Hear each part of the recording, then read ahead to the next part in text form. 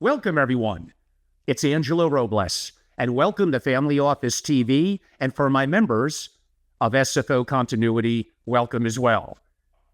Today, Dynastic family member discusses biggest threats to family offices. It features a longtime friend and acquaintance of mine who's a very private man. So as I mentioned, it's quite a privilege to have him on. His name is Jim Blom, single family office and multifamily office corporate development. Jim assists CIOs, SFO and MFO CEOs, and their founders with many things relative to strategic thinking, venture and private equity investments, and including selecting emerging managers. Jim, I've known you for a long time. It's great to finally have you on my program. It's a privilege, Angelo. Thank you so much. You're very kind. And I did promise my audience, because I have many, many questions for you, that I would really get right to it very quickly. So without further ado, why don't get right to some of the really hard stuff? In my opinion, a great society is only built when the most gifted contribute. Is the West forcing equal outcomes, what I deem to be a lack of meritocracy, and as a result, pushing what I deem to be, and I think many others, a socialist agenda?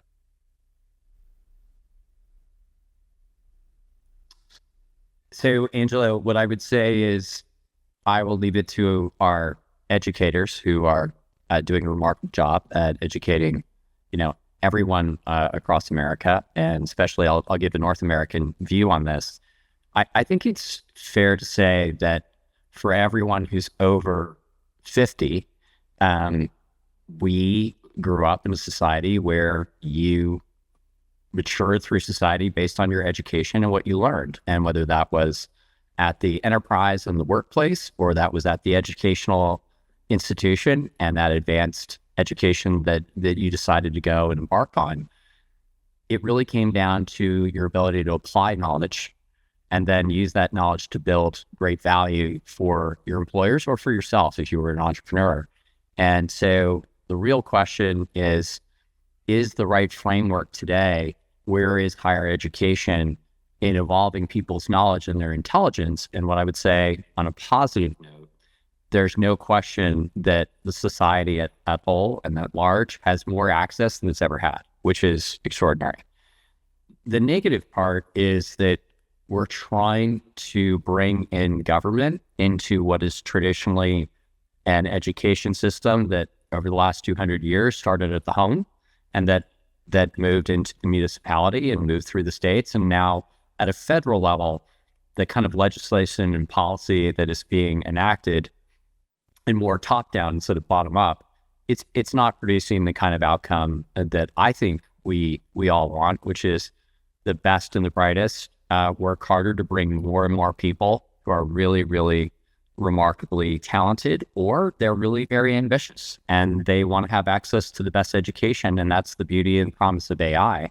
When you apply AI to educational capabilities and every manner of that institution called education, higher and an upskilling, if you just go to where we are today, we want to see more and more people have access, but access to the most advanced materials that they can get and acquire on their own or through self-directed assistance, which I think that balance is not there the way it used to be. And so many governments want the corporations to be, the place of higher learning, and they want to dictate a policy that for them makes a lot of sense based on the workforce that they want to attract. But I think, quite frankly, society wants to go back to a system which is based on merit, as opposed to what is being regulated from a government and a federal level. So that's my perspective. I wish I could answer that question the way that you do, Jim. You are very poetic and eloquent, and I always do appreciate that. Does political authority, and this is a vague question because I want you to answer it how you happen to hear it, does political authority put an infinity of stupid checks on art, sure, but also simply on intellect, which relates to my first question. Let me think about that. Well, here's how I would address it. I would simply say that if you look at the United States and where the economy is built, every political part of our country would agree that small businesses across the country in every state that map into every fabric part of our society, at the end of the day, those small businesses and small business owners who are entrepreneurs, we just used to call them small business people, but now they're very entrepreneurial and they're using technology to scale. They employ most of the people in our country. So my statement back to your question is simply the government now thinks that they need to be involved in shepherding, stewarding, and governing that process, when in actuality, that was always a process that was done in the home. So the greatest wealth creator and the largest aggregator of capital now are family offices. And family offices all started with a small business that was started in the home. And over multiple generations in time, that aggregation of capital and shall we say that experience and adaptability and the ability to embrace risk and then manage risk and then mitigate against risks, which those families and their partners did very, very well at actually building great societal outcomes. And so that is the engine of the United States of America, which is why the country was such an attractive place for everybody from the rest of the world to come to, because you had that opportunity and it was equal. And you had an equal opportunity, like many of us, especially my family and your family. We immigrated to this country. We didn't come with very, very much. And most of the people that are probably paying attention to what we're talking about are self-made, or there was a self-directed business that they decided to start, and they didn't need the government to actually help them do that. And that's the greatest economic engine that we have. And now in the last 15 years, there's more wealth with family offices that are being redirected into every facet of the economy. And what I would say is that concentration shows that proves out to be a very viable, strong economic engine. And we're talking close to $10 trillion, which is larger than the hedge fund industry, based on what CNBC was quoting, I think, 24 hours ago. So, wonderful in theory. However, why don't egalitarian societies work? Equality does not win wars. Equality doesn't build great economies. That one is somewhat per perspective of myself. Please. Yeah, it's heavily debated, and a lot of people use the word fair and fairness. And what I would say is everybody around all of us across the country want it to be more fair for more people across their communities, given how diverse those communities are. So I'm happy to dial in here from California. The diversity here is extraordinary. And everybody in California is very proud of that, I would say.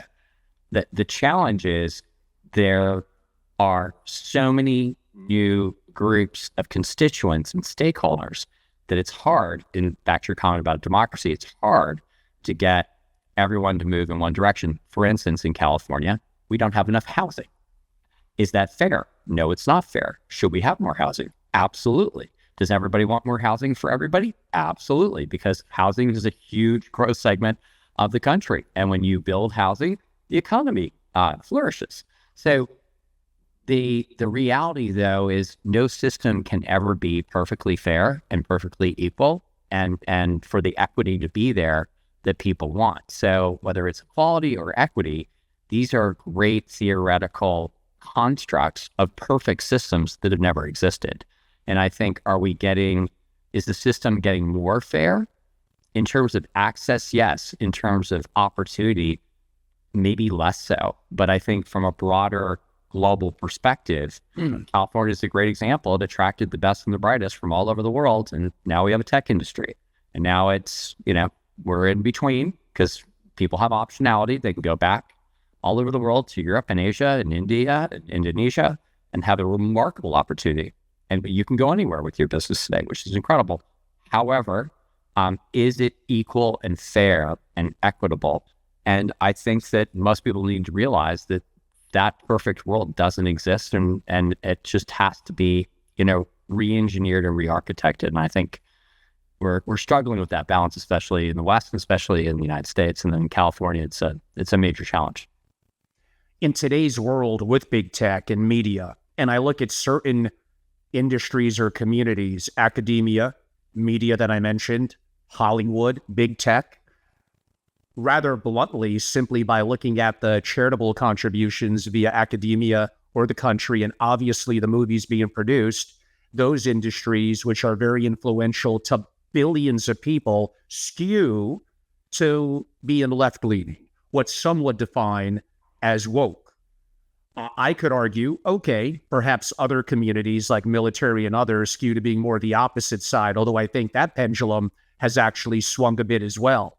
What I'm saying is when one side has power, and I would say this if it was the other way around, I promise, when it's not balanced, when one side has more of an edge or an advantage than the other, I don't see that going in a good direction. It doesn't end well.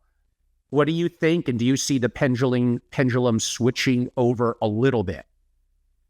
What I would say is, let's go back to context. History picks the winners. I think everyone would agree with that. And so the question is how long will today's winners continue to win? So I'm in California. Overwhelmingly, it's a Democratic state. It wasn't always that way, but now it is, and it has been for some time. And I would say that now it's a question of diversity of opinion within that very broad platform of the Democratic Party and the DNC in California and the leadership in California. And what I would say is, if you took one view, which is the view of the majority of the population, especially in Northern California, which is where I am right now, they would say that this winning is great, and they would like to keep on winning. However, what they've also realized is the reality of their policy is now impacting them equally, and they're very divided about that equality that they see. So for instance, if you're a resident of San Francisco, there's no resident in San Francisco who will say it's going great. They'll debate about what's wrong and who's responsible, but generally they struggle to look at things realistically, which is when Europeans and everybody from all over Asia comes to San Francisco, which they historically love. It's not the same city it was. So what's happened and what's changed? And what's changed is policies have changed.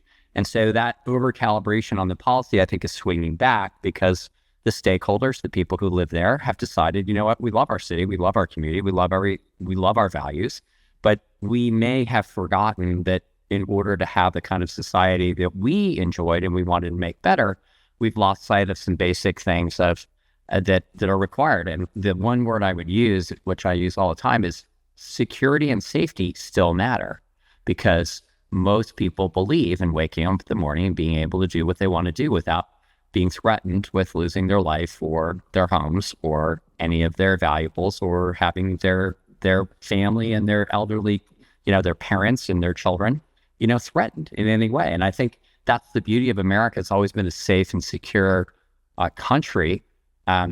It's taken a long time, but as a result, in California, it's less safe than it used to be. So now they're going to have to recalibrate. And so that just means they're going to have to get really, really good at, shall we say, being very less binary and more focused on each policy and how it cascades across the rest of the ecosystem and the fabric of the communities that are interstitched and interwoven in a city like San Francisco, in an area called the Bay Area, which is very complex and very diverse and very different stakeholders with different desires, and multi-generational, and very, very much a very young city and a very old city. And so that kind of complexity is very challenging if you come from either side, whether it's libertarian or what I would say the opposite of libertarian is, which some have just described as woke.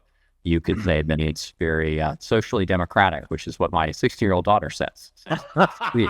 So, Well, on that note, speaking of the young ones, but before I quite get to that, audience, this is going to be another Angelo long-form interview. Jim is incredible, very intellectual, much more thoughtful than me, and much more careful in a good way. And I have lots of questions, including on the economy and investing and his global perspective, including on the rise of technologies like AI on many things is going to be very insightful. So lots of different core themes to cover. Just be a little patient.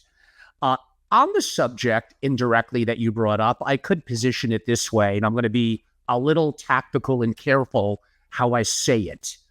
To a growing percentage of the public, does the state fill a void of protector and security blanket in exchange for freedom for, to me, sadly, a growing percentage of the population?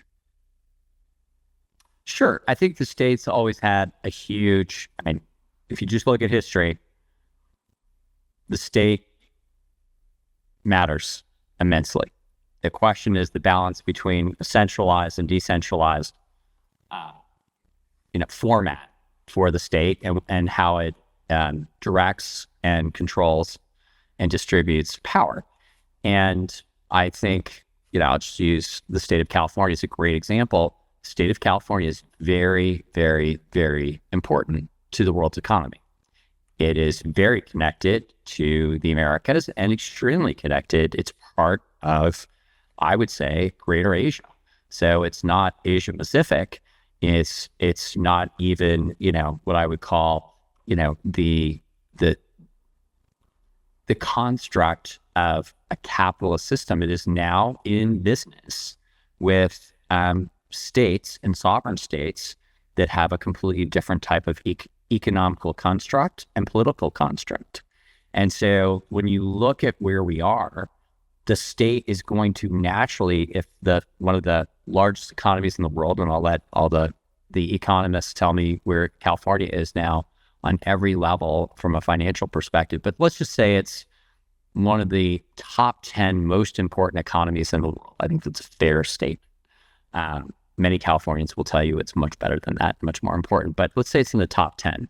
And if it is in the top 10, then the trillions of dollars that the state is stewarding or responsible for, that state is going to want to acquire more of that economic benefit. And you're seeing that in our tax policies, and you're seeing at the state and local level. And so that's why the tax system is set up the way it is. And the state is providing more and more services.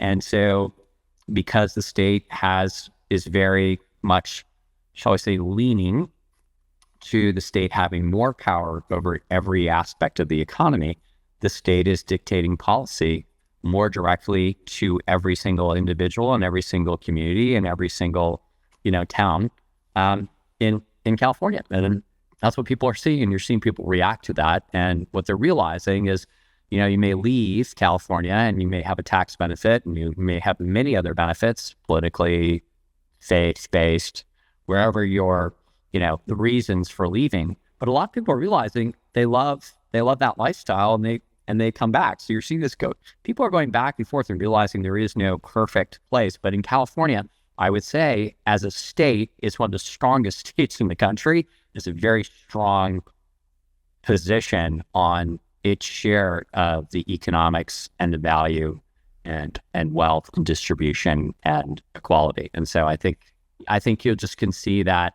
if you're in business like California is in business with Asia, those states are less democratic. I'll just say it that way.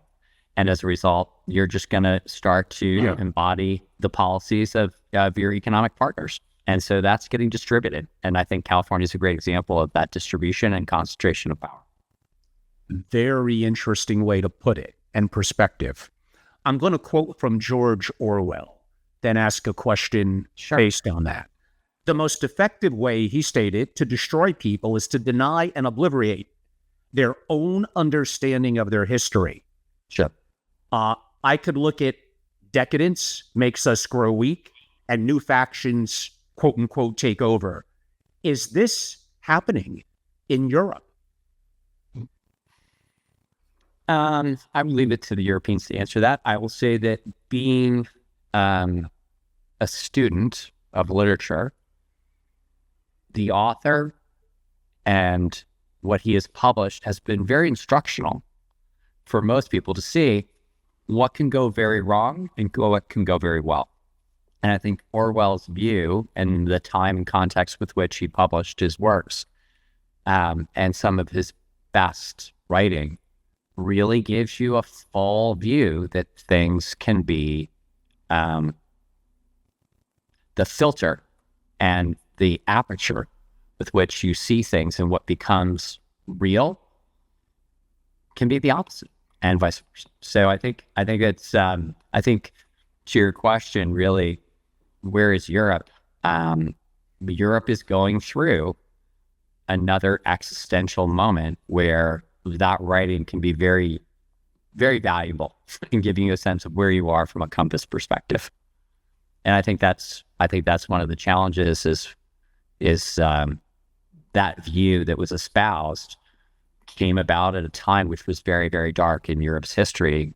And I think most European societies and most politicians and their people, I'm very proud of Europe. My family's European as well as American. And I can just say that I think there's been quite an evolution since the author's works. And I think now that they have to take a look again on where they are, and Europe may have rotated to what I would say a less ideal situation. And building upon that, is Europe doomed by its demographics, by lack of more standards in immigration, by lack of an entrepreneurial spirit, and inherently a growing, in my opinion, a woke-laden culture? And I guess this builds upon my last question, is it too late?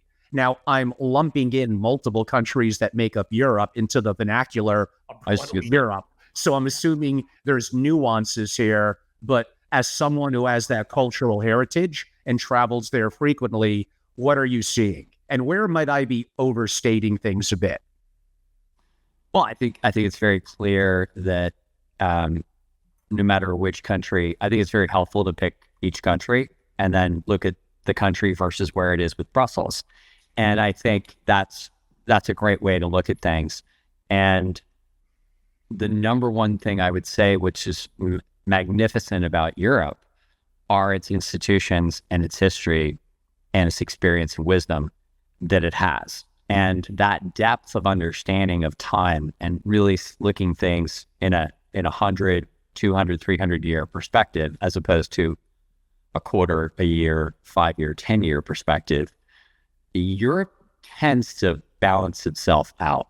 The challenge is there are all the things we've seen in history, which is war and chaos and all the geopolitical events that are very, very troubling if you want to have resiliency and you want to have continuity. And so I would say that now Europe is becoming more diverse, and there are huge advantages to that. And you see that in certain countries in the Nordics, but you'll also see when they've overbalanced and gone the other way too far, that the society is pushing back. And I think that's the balance. And I think Europe is out of balance right now. I think it's just a factual statement. And people need to realize that these communities, you have to have integration. And I think integration has always been the key, and that's what you always required. And so I'm just going to use France because I love France. The French people are very, very consistent about speaking French, and thank goodness they are. And look at that incredible history, and what a great nation. Germany, until very recently, you had to be fluent in German. And so fluency, not just language and literate fluency, but literally full fluency across the culture, you need to embed yourself in that society and embrace your own culture and your own faith and your own, perspective as a family. And then also that of the community you live in, and then the country you are in. And I think because the integration has happened so fast, because the immigration has happened so fast, that integration has not happened. And so there are societies who are not meant to be just tossed together. And I think that's the challenge, is the speed and change. And speed and change for humanity has never gone very well. So, people are struggling with change in general, technology change, climate change, economic changes, currency change. Like, so many different changes have happened so fast that many groups across the world and many countries and their people are struggling with those changes at scale. And that takes a lot of time to process. And I think, quite frankly, many of the centralized approaches, especially from Brussels, if you're an entrepreneur, you probably would pick many other regions around the world to be an entrepreneur. And so, and what you can see how the Nordics really did a great job of adopting the best of both worlds. And we've seen that. And there's a lot to be applauded there. And then there is a Swedish model, and there's a Nordic model, and then there's, the renaissance we've seen across Asia, and entrepreneurs have been rewarded. And I think Europe has that opportunity to attract the best talent in the world, just like the US and China have been, and now India. And India represents this incredible, remarkable moment in history. And I think for the next 200 years, you're just going to see that region, the Indo-Pacific, really thrive and do incredibly well. And that's because of all the, shall we say, all the learning and lessons that society is very focused on, and what makes them so successful: meritocracy, education, family, the beliefs, their community. You have to, everybody there is like on the same program, very differently, very personally, very customized. But if you're going to thrive in India, you better adopt everything about that country that's beautiful and remarkable and stood the test of time of thousands and thousands and thousands of years. And the same in China. So the fact that the US and Europe thinks that they can fix humans to be better at adopting change and adopting everybody from everywhere else, that's just not something humans are very good at. So, I think the world's evolving, so I'm very excited about that. But Europe is really struggling with this, right? So they in general, as a continent, this is not adaptation and speed to adapt takes time. So I'm in tech, and in tech, they were late to cloud, they were late to digital transformation. Europe in general is late and always takes. They're not very good at software. They could be remarkable at software. The talent is incredible. It's all over the place. Across the Baltics, France, Spain, Italy, doesn't matter which European country you pick, their engineers are remarkable. Some of the best engineers in the world. So why don't we have like $5 trillion worth of European software companies? There's only one reason. It has to be with policy and the tax and the way the culture is set up to reward them. And, there's a lot of complex reasons for that, but I think Europe's going to get there, but you can't regraph and remap and re-architect how a country and its society and its fabric can change within a year or 5 years or 10 years. This takes multi-generations. It's a 50 to 100 year process. Right. But I could argue by then it may be too late with the pace of change and the advent of AI and things that we'll get to coming up shortly.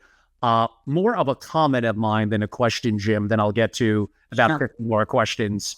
I did speak to a gentleman in Europe, and I'm going to emphasize, I'm being very careful how I phrase this. Yeah. A male stated that you can't just work harder and be even smart your way out of a society that is committed to engineering your failure no matter what you do. Why don't we let that one sink in a second for the audience? But that's disturbing when someone would have that perspective or feel that way.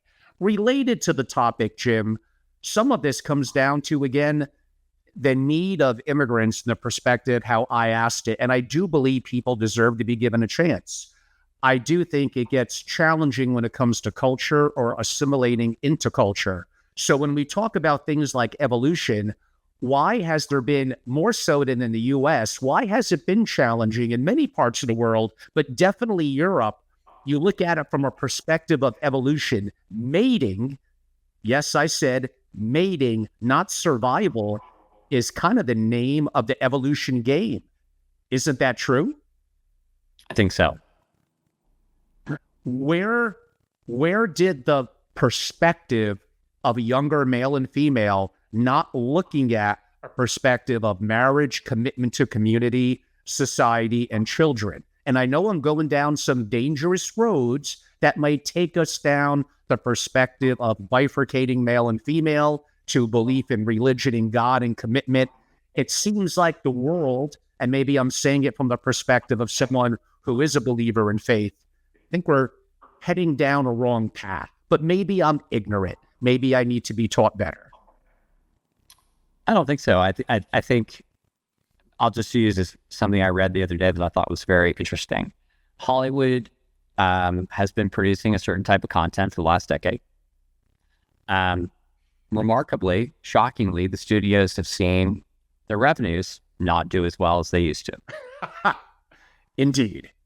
And so to me, what I love about the world is the more regulatory complexity you introduce and the more you dictate a belief system on a group of people that may or may not share your values, good news, they're going to vote with their wallets. And I think what's great, and what I read just the other day, for everybody who's very faith-based and has a very strong opinion about this, the Judeo-Christian content is making a landmark success. The productions are going through the roof, and it'll probably continue. I'm not in the film industry. I don't underwrite films.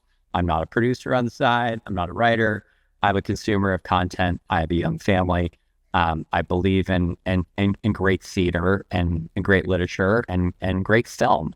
And it just turns out if you make great entertainment products and you know your audience and you are very specific to the audience you're going after, that audience is going to vote with their wallets, and you're going to see how that responds. So regardless of where you're coming from, whatever type of content you're producing, if you only can produce one type of content, which I think I'm really enjoying talking about, if you just have one view,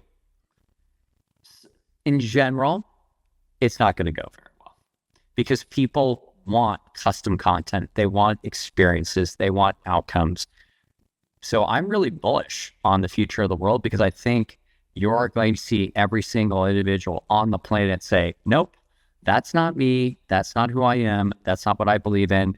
And if you get to know me and speak to me, whoever you are, from the time you're 6 until you're 96, people are going to demand much more customized experiences based on their values, their society, their community, and what they believe should happen in the future. And their view of the future is going to shape who they actually allow to bring, shall we say, those experiences. And so for film or social media, you're just seeing that, Apple and Facebook are really duking it out over who's a better provider for better, safer, more responsible, more ethical content.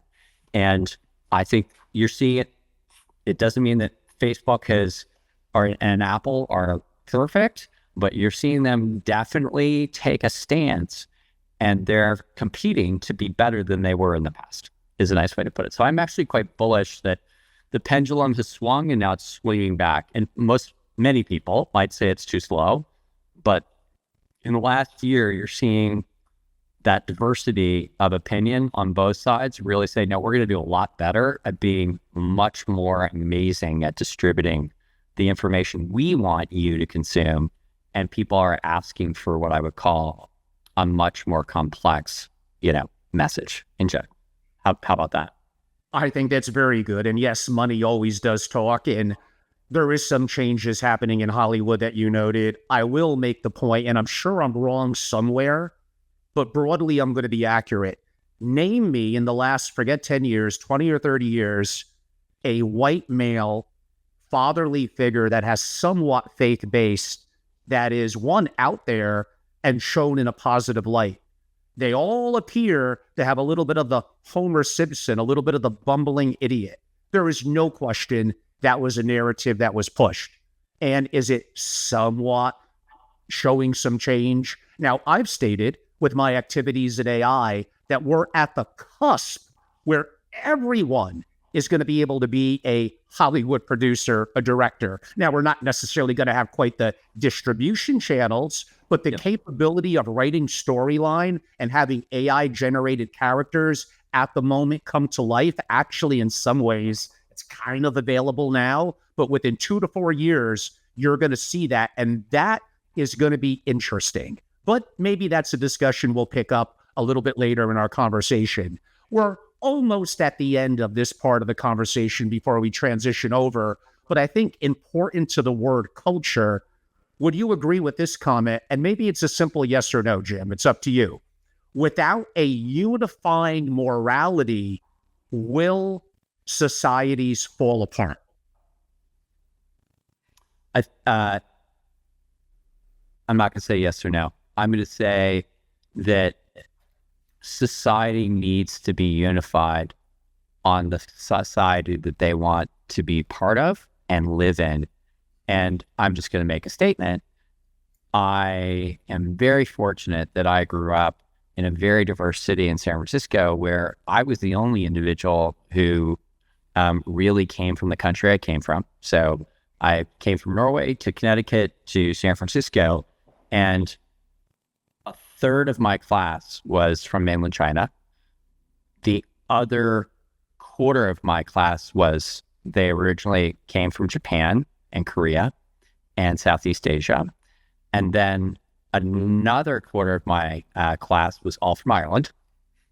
And then another quarter of the class was from Italy. And so it was a very interesting group. It doesn't represent the dynamics and diversity today, which is much more extraordinary.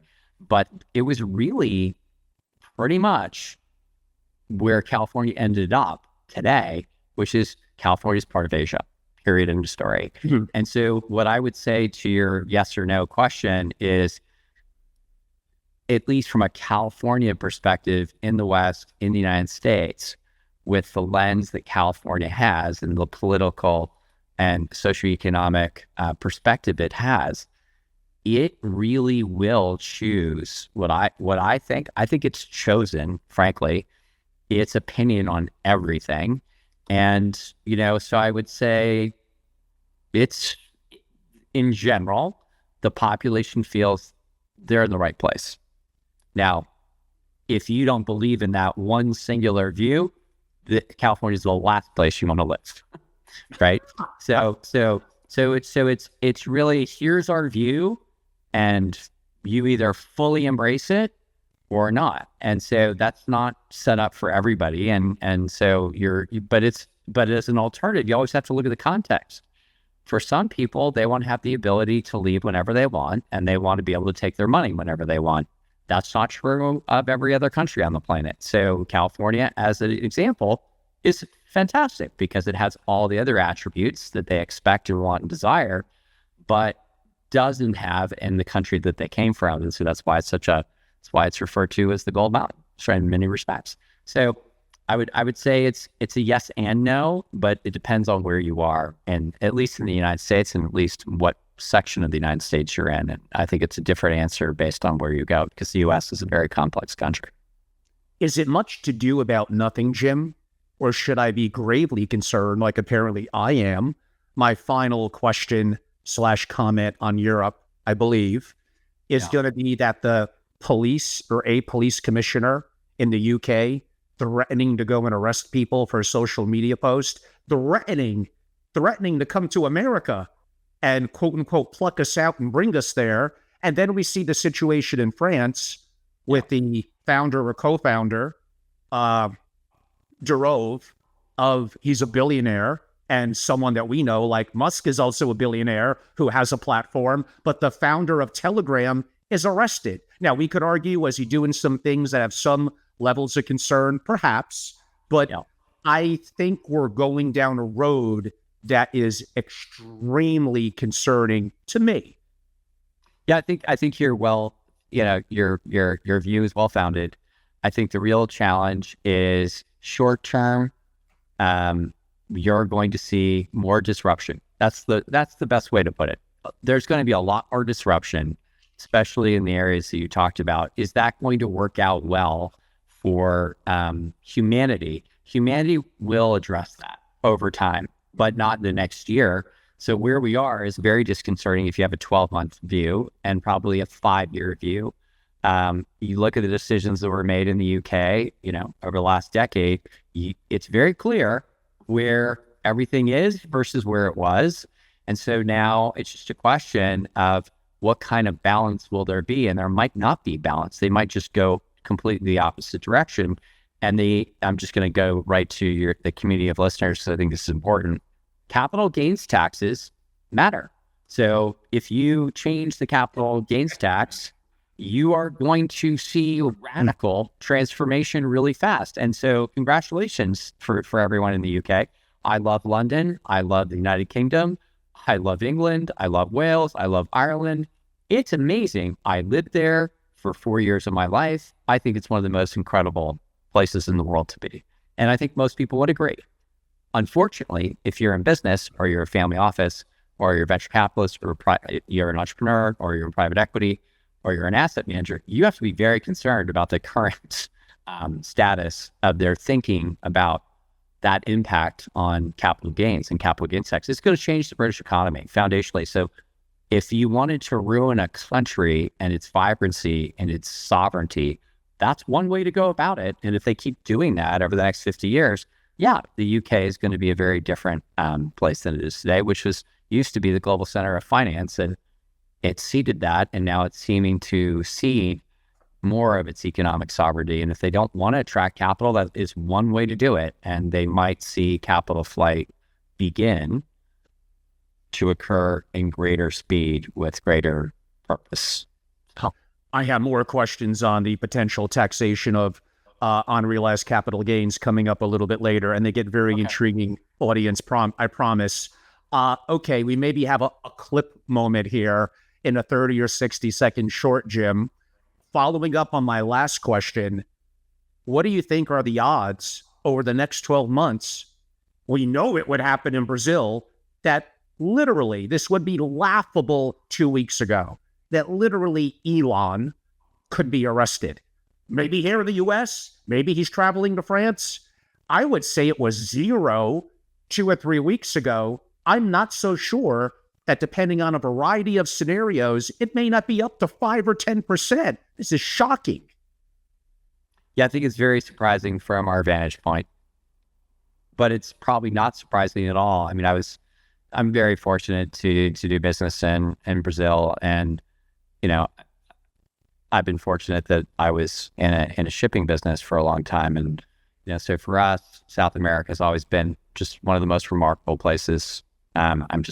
I wish I had gone to college in South America. There's very few regrets I have, but that's one of them. So the society and the country of Brazil, it's remarkable. I think many Brazilians are proud of that decision, and many are not. And I think that over time, you'll see that was not very helpful for attracting capital, I believe. So, unless, of course, the capital you want to attract is from China, and China and Brazil are going to work very closely together. And I think if you're from Shanghai or Beijing, you're thrilled about, one of the, many Chinese entrepreneurs think Elon Musk is remarkable, but, many Chinese businessmen are going to do what the state directs, and they're going to fall right into line. And, China and Brazil are going to be very close and working much closer, and they're going to flourish, and their economies will become interwoven. And you're seeing that. And I think you're seeing the politics and the politicians and the individuals we're talking about. They're just making decisions that give them a lot of sovereign power. And that is a classic example of what happens when you have a concentration of power. And so that's what we're witnessing. And that seems very surprising from a U.S. perspective, but from a Brazilian perspective, not so surprising, actually. I've learned from a great relationships and mentorship, people like yourself and Adam Robinson and other amazing guests that I've even had on, to imagine, and maybe this is what family offices have to do, imagine the unmanageable, that this is a starting point for analysis of either opportunity or risk. In other words, no matter how wealthy you are, there's far more going on in the world that you don't know than you know. As a family, even a billionaire, how do you grapple with that? And how do you know how to take advantage of opportunity or when you need to hedge certain risks and take chips off the table? My answer to this is always the same. And maybe we should have started off here, some 48 minutes ago. Stability, the world believes stability is normal. It's the exact opposite. So what we're going through now is actually the way the world has always been. Very chaotic, very unpredictable, very unstable, constant war, constant change, constant immigration. I would say that the world is just reverting to the world that has the way it's always been, which is all the risks have always been there. It's just what happened at the end of World War II is the United States ushered in a time, and many people who are European in my family may not appreciate this comment, but it's just true. The United States ushered in a level of stability, greater stability than the world has ever seen. And so no matter where you are in the political spectrum in world history, the last 75 years have been more stable than any prior time in history. And so technically, we're just reverting back to what the world's really good at, which is a lot of complexity and a lot of instability. And that's what has always been the case. Of course, the U.S. has many problems. We have a massive deficit. We have interest well above $1 trillion on the deficit. We take in maybe $4 to $5 trillion from taxation. If you utilize the growth of the deficit and what could happen to those interest payments, what happens when they're $2 trillion, $5 trillion, $10 trillion? Do you just print more money? I don't see any way out of this relative to declining GDP. Now, we could argue energy, fusion energy, AI, enhanced productivity, and maybe we may get to some of those. But what appears to be a solution, or are we simply constantly kicking this down the road? Well, I think, one, we've always been constantly kicking it down the road since the end of World War I. And the reality is the dollar has bought, I think the statistics are somewhere between 97 and 99% less than when it first was broadly distributed across the banking system and we had a unified currency. Purchasing power is going to continue to go down. Costs will continue to go up. Instability will continue and grow and escalate with speed. And that just means the currency will decline. If you look at it from every 5 years, its purchasing power and its value and the basket of currencies that the dollar has represented as a reserve currency, that exorbitant privilege will go away. There's no question about it. The real question is when, and no, I don't think anyone can predict that. The dollar has moments where it is a great place to be. And despite all the grave challenges the U.S. represents and the lack of, the United States is politically unstable. And I think everyone clearly now sees that. And if this summer didn't give you a good view of how unstable the country is, that political instability should just tell you that we're at a new crossroads where people are going to have to be very careful about how concentrated they are and how much of a portfolio risk they really are willingly accepting. And so, I would argue, given what you stated, it's just going to come with a lot greater risk and a lot greater volatility, which means a lot less solvency and the liquidity people are used to in the United States and the safe haven, that is going to deteriorate and continue to deteriorate. So since 1944 in Bretton Woods, the U.S. has been the world reserve currency, meaning the dollar.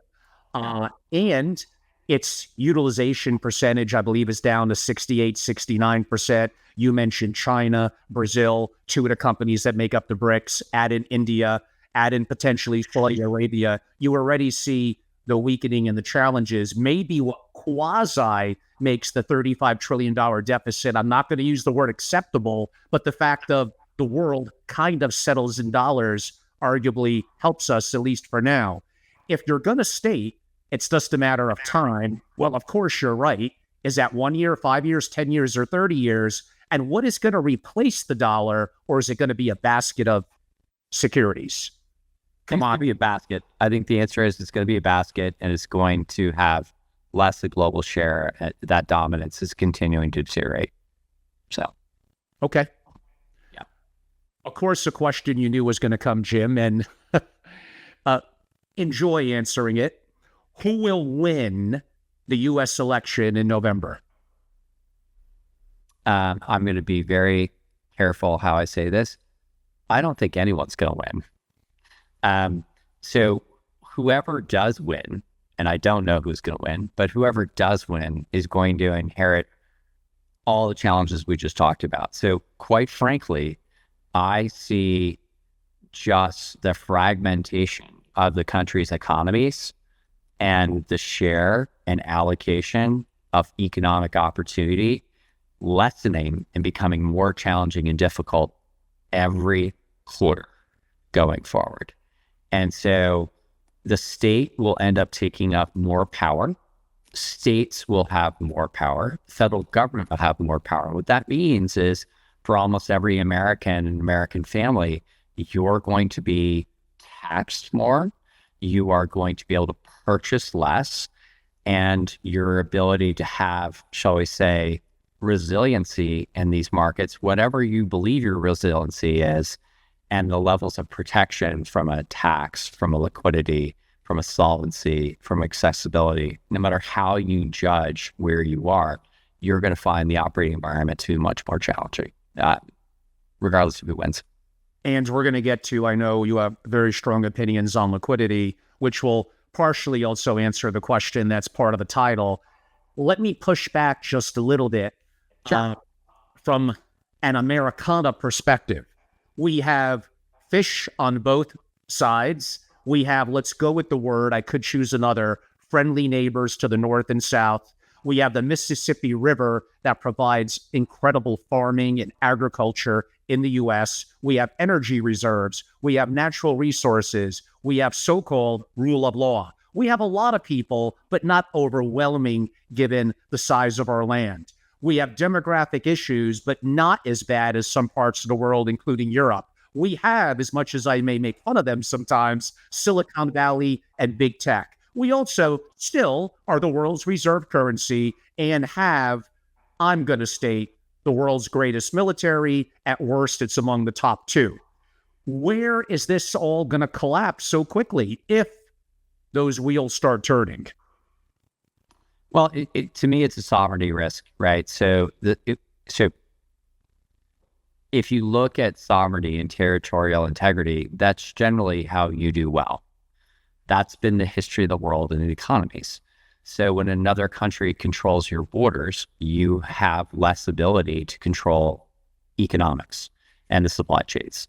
And so the challenge for the United States is its sovereignty and its ability to protect its system and the way our operating, our OS, I'll be very valid now, our OS, how we run our country and run money and run trade and conduct commerce. That ability, that autonomy, that independence, the remarkable privilege that we have today is just going to continue to be challenged, deteriorate, and it's going to cost a lot more to defend and protect and scale. And so all the costs are going to go up, all the risks are going up, which means your sovereignty is going down, which means your adaptability is going down, which means you're not as resilient as you thought you were, which means you're going to have to put in more risk and more governance and more structure in place to actually put in what I would call the kind of transparency you're going to need to see what's happening and to be able to adapt. And that's just going to be very expensive. And with great expense comes a lot more cost, which means profits are going to go down, which means, quite frankly, I just see the kind of economic growth that we've enjoyed since literally when I entered the workforce, which was 1985. That 39-year time has been an incredible moment to build businesses and build industries and to build out economies. And that is going to go the other way. I would say that we're on a downward slope. That doesn't mean it won't be remarkable, but we are now, without question, that's just that the cost basis and the structure and capital required to continue to scale with the debt levels and the competition levels it's going to be very hard. Okay, Jim, you get me a little off course because I'm going to ask an investing question. We'll come back, then we'll get back to that. If that is the case and things are trending in a non-positive direction, let's be honest, most wealthy Americans, aka family offices, they're probably 95% plus denominated in dollars in terms of their investing, whether it's our favorite conversation, bonds, treasuries, real estate. If the dollar were to go down and down, if some of the challenges that you noted were to happen, what could families do from an investing perspective to hedge against these possible risks? My follow-up is going to be, if I'm hedging against those risks and they take longer to happen or don't happen, am I hurting myself with the cost of hedging because I moved assets that were performing to more non-performing?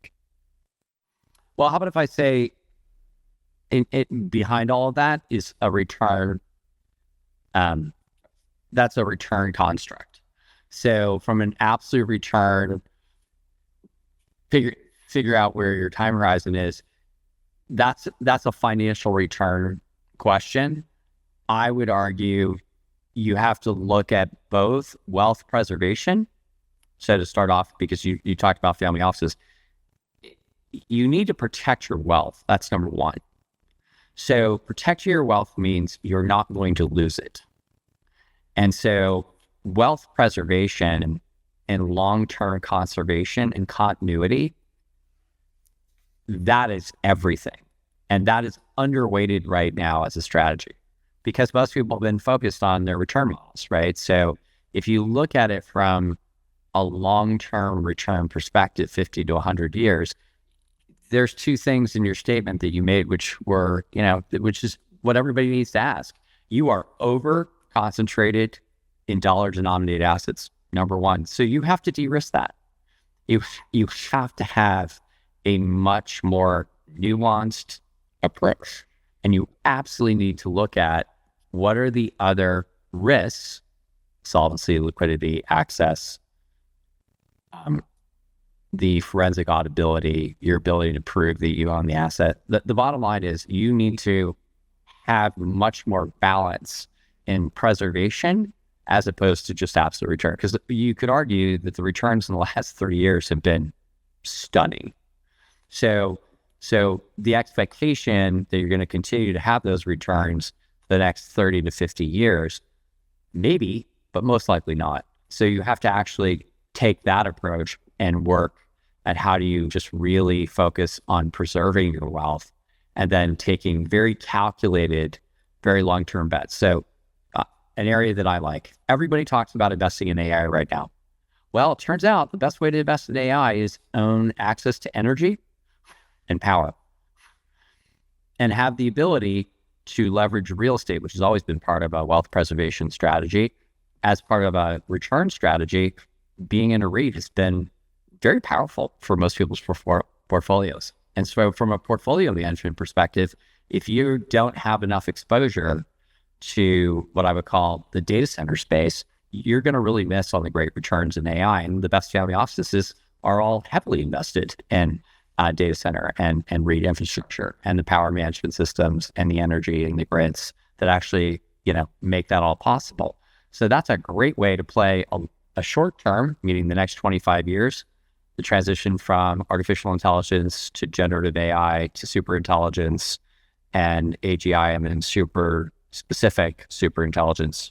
Regardless of which expert you talk to, that's a journey And that journey, the people who are going to do the best are the people who are actually powering all those systems. And so, I've been in the data center industry since 1995. If you look at those returns, they've been remarkable. So that's my answer to that.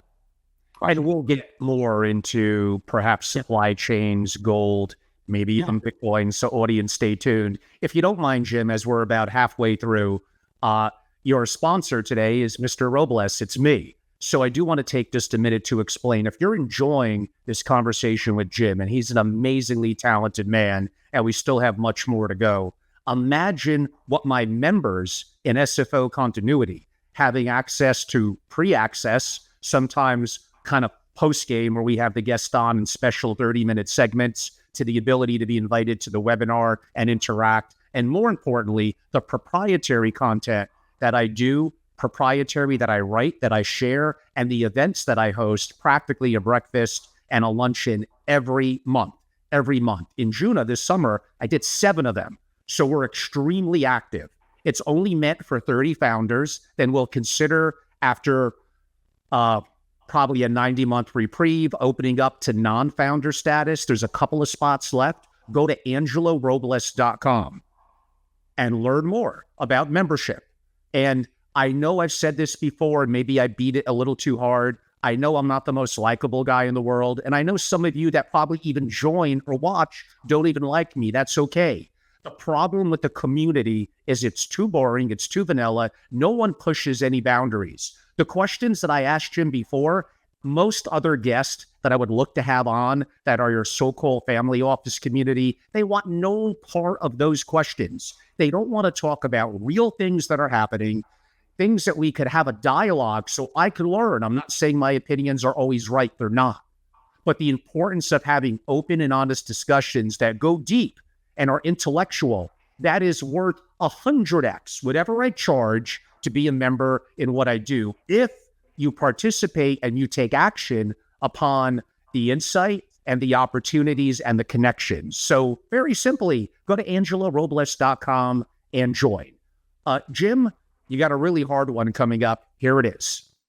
If Trump is Trump running against Kamala Harris, or is he really running against a system that requires a candidate that they can control, which means having original ideas is a disqualification? Such a great question. My daughter would say he's running against himself.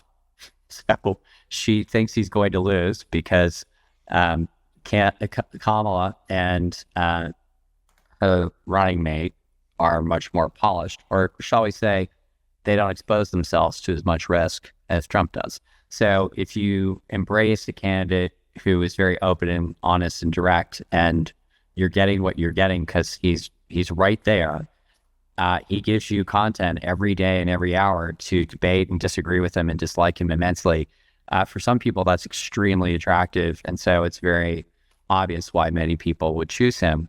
And then there's other people who would like a much more polished, refined, or shall we say, vanilla, platform. And I think it's be very interesting how it plays out. But the bottom line is that there is no getting around the facts that both of these candidates need to address at a, shall we say, at a systems level. The system is not working, and it's not working for a majority of the country. And so that is a remarkable problem. And lots of people love to spend time, especially politicians, on who's to blame. But the reality is almost every state in the country is going to have to rethink how they are going to reinvest in their infrastructure. And so my point of view is that I think critical infrastructure is going to be critical for every single American. So whether you believe that that is providing you water or, great treatment systems and great power and resiliency around your power and your energy and everything you need to go when you go to the hospital, the lights need to be on. When you get in public transportation, it needs to work. The electrification needs to work. So the basics of what made America work before now don't work very well at scale. And now they're old and they're crumbling and they're dangerous. And so I think regardless of which candidate wins and who's more committed to, upgrading America's critical infrastructure is no longer just roads and ports and airports and highways and, power systems. It's our educational system. It's our healthcare system. It's our educational system. And it is frail, broken, and it's failing faster. So that is going to be the challenge for these two candidates. And it's clear to me, if you look at one candidate is very, very clear that they think the system has been owned and controlled by one group of people for far too long. And it's time to let his constituents to come and run the country. And the reality is, the country is run by a group of people. My wife's family were SESs, and the president doesn't necessarily dictate how the country is run. And so, regardless of what words you want to use, the professional class of government officials who are back in Washington, they run this country, and they're going to continue to run this country. So I think that's my answer back to you, Angela, about Trump. It's not really him. It's that group has a commitment and loyalty through their own group and their own processes and systems. And they've gained more power and grown more over the last 20 years than they've ever grown in history. And so that class and that professional class, we're talking about very, very, very exceptionally well-educated people, very, very bright people. It's a remarkable a job. You get to work for the federal government, and the government pays well, and your pension is taken care of, and people may not make as much money in the private sector, but it's a guaranteed job, and it's the largest, fastest growing part, it seems, in that part of the country. And I just think it's going to get more powerful, whether that's under Kamala or it's under Donald. So there you go. And related to kind of your daughter's comments, and she would fit the demographic of what I'm going to say, and I don't know what your advice, or probably better, her advice would be to Trump, and that would be, it's obvious he does not do well with Generation Z, and right. Let's just be blunt, he does rather horrific with unmarried women.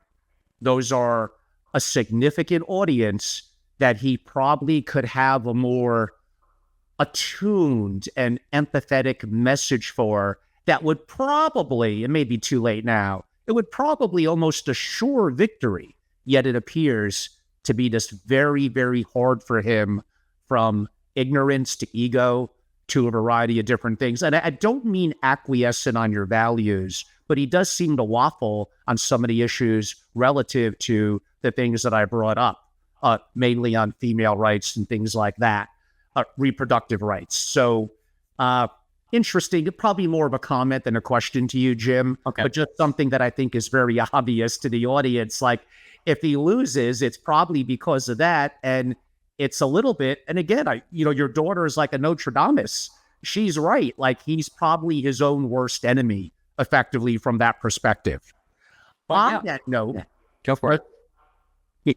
A sunny and shiny question. If Trump wins the election, so surprisingly that I'm phrasing it this way, if Trump wins the election, will a civil war ensue? I think that's, I don't know. And I would defer to, the Defense Department and the intelligence community and our emergency responders and the subject matter experts in civil society. It's not going to be as calm and normal. Normal meaning there will be more chaos. And I don't know if it's going to be civil war. I don't see that. What I see is conflict, open conflict. And this has nothing to do with politics. It has to do with economics. So when people are struggling and they do not have access to all the key ingredients you need to have a successful life. So if you can't feed your family, there will be more chaos. If you can't provide a safe place to sleep consistently, there will be more chaos. If people don't have access to clean water and good food, half the world's population is not getting the micronutrients they need.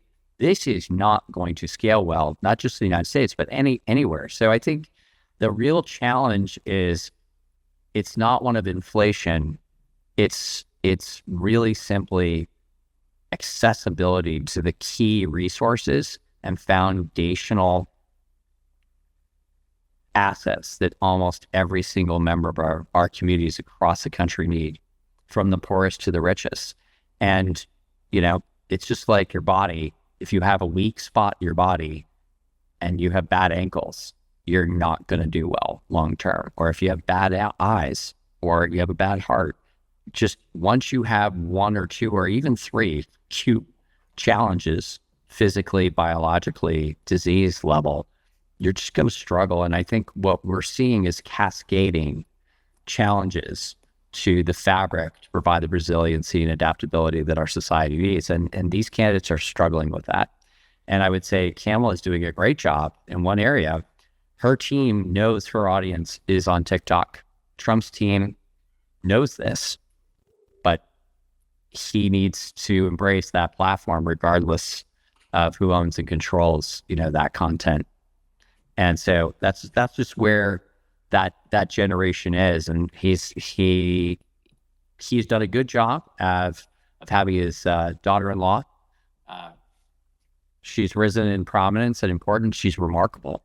But young women across the country, regardless of background, want to see more women in more powerful positions, regardless of what their environment is, whether their mom is, whether they've been raised by a single mother, or they've had the good fortune of having, a very large, family around them. We are educating the smartest, greatest generation ever, and they expect more, and they want people to be accountable, and they expect people to be treated more fairly and have the access that all of us, at least we have access to a phone, we have access to a desktop, we have access to an internet connection. This younger generation expects all of that, and they expect to be provided. And in many cases, they demand. That's not a right. It's not a privilege. It's a right. And so this is where that fabric of society is going to come undone at scale, I believe. Jim, I hear many families mention, I have 15, 20, 25, 30% in treasuries. I don't mean 30-year treasuries, but short term. And it's paying, broadly speaking, well. Angelo, I know it's safe short term. I have dry powder for opportunities. Yet if I listen to what maybe we both said about dollar-denominated assets, about challenges, the election, but this also relates to liquidity. Should they maintain 10, 20, 30% in something like short-term treasuries, or are they missing out on opportunities, or is that not enough? They should have more. Depends on where they are in their life and their risk profile. But I would say the 60-40 portfolio, everybody is debating now, right? So that's my first answer. My second answer is, if you are okay with having 95 to 99.999% of your assets tied up into one denomination of currency, and you're comfortable and you sleep at night and that works for you, terrific. It's just in history, that's never worked out very well. So, people have to realize that the risk profile that they've embraced and that has been time honored and, shall we say, has been what everyone does, they're going to have to rethink that, because we're not in an environment that is normal anymore, and it is changing rather dramatically.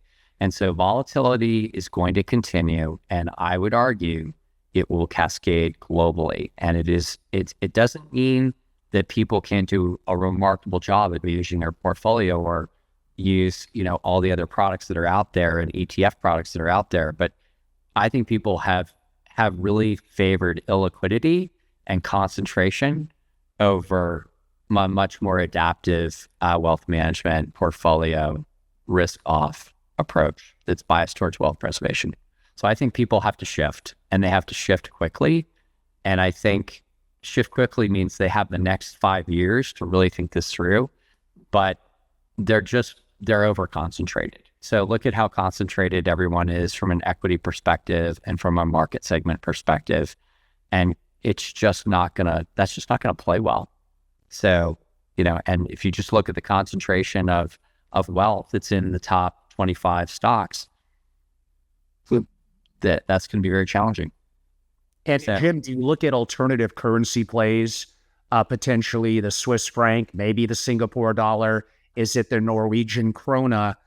And that may not be easy for some families to access. Do they need international European or Asian entities, family offices? Is that a wise move? I think it's a blended risk. Back to your point about treasuries, treasuries have been terrific, and treasuries have been part of everyone's portfolio. I think you're going to have to look at how concentrated your treasury portfolio is, regardless of the duration risk. And then, in terms of other currencies, there's a lot of tax complications. So I think really it comes down to this. Do you want to have liquidity? Treasuries are amazing from a liquidity perspective. Do you want to balance that out with another basket? I think it makes sense to have, if you don't have exposure to a broad basket of other currencies, whether you're looking at it from a hedging perspective and financial absolute return perspective, I look at it from a wealth preservation perspective, and mine is colored by my family's history. They are European, they're Norwegian, and Norway was invaded during World War II. And Norway suffered dramatically. It was always a poor country. It became even poorer. And then in the 60s, things went well. But, Norway has a lot of concentration risk. And so, having a lot of your wealth concentrated in one country doesn't make sense anymore. And so no matter how great, the Nordics are and how great the Americas are, you need to think about diversifying your portfolio. And I think most families need to be a lot more open and a lot more flexible, and meeting with family offices from Asia. If you're only in New York and San Francisco, you should be sitting down with family offices across Asia. You should be in India, sitting down with families that are managing multi-generational wealth and asking them, what are you doing? What are you thinking? I think what's missing is the diversity of opinion, and the strategies that people are deploying are not diverse enough, and they're overly concentrated, is my general comment. And so I think the Swiss families and many German and Austrian and Dutch families have done a beautiful job over the last 200 years navigating very complex environments. And I think you can see that regardless of the countries that they live in, you can see how they've done very well, at least preserving their wealth. And now being very careful about how they think about continuity and that longevity, and how they actually protect across multiple different generations of their family, in a family office platform. And then where do they actually deploy their capital? And the United States has always been an amazing place to deploy your capital.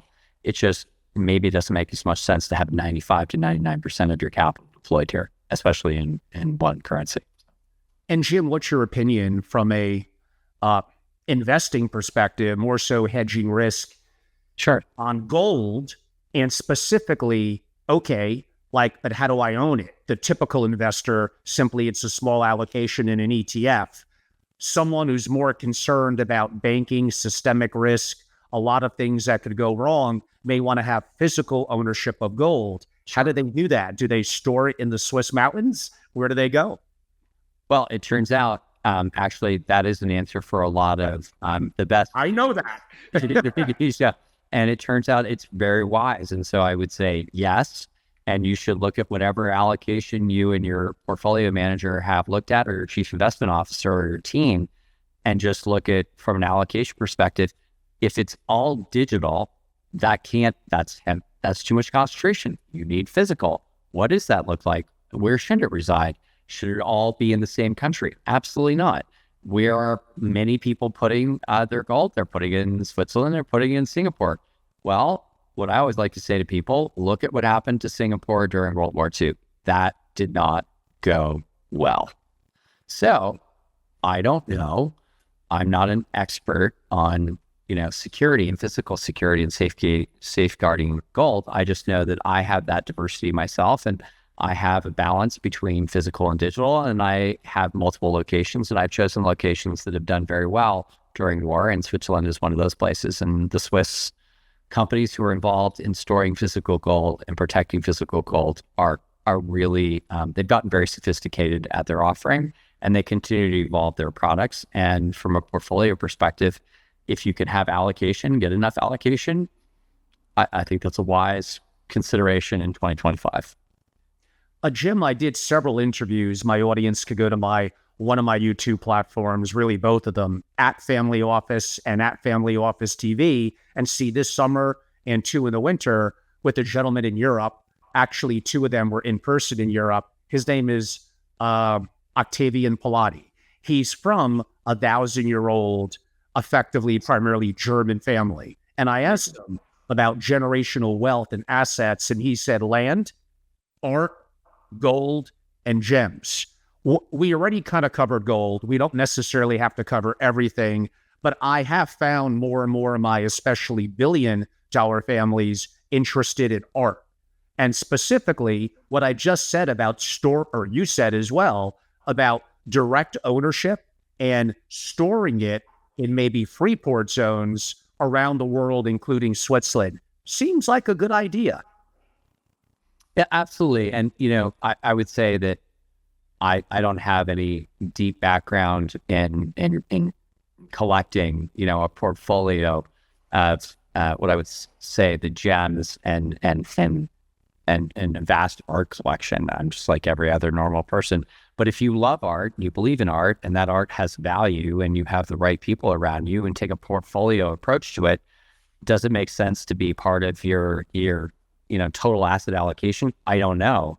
But if, just like land, if you love it and you live with it every day and it makes you happy, and then you've done a very good job about thinking about where it resides. And I think if you take a long-term perspective, and I love the 1,000-year view, my family's never had that luxury, but it's had a very, very long view, much more than 200 years. And all I would say is that, yeah, art passed down through families, great art, if it works for you, tends to be valued and appreciated over a long period of time. So I think we'd all love to go back in time and be in Paris and scoop everything up.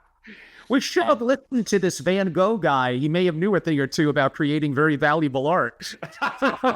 Yeah, so it's, but you had to have you believed in a different lifestyle back then. And so, my grandmother on my mom's side was one of those individuals, and she did live in that community, and she did find a piece of art that spoke to her, and lo and behold, it's not in a Guggenheim museum or in a private collection, but it's not an insignificant, valuable item today.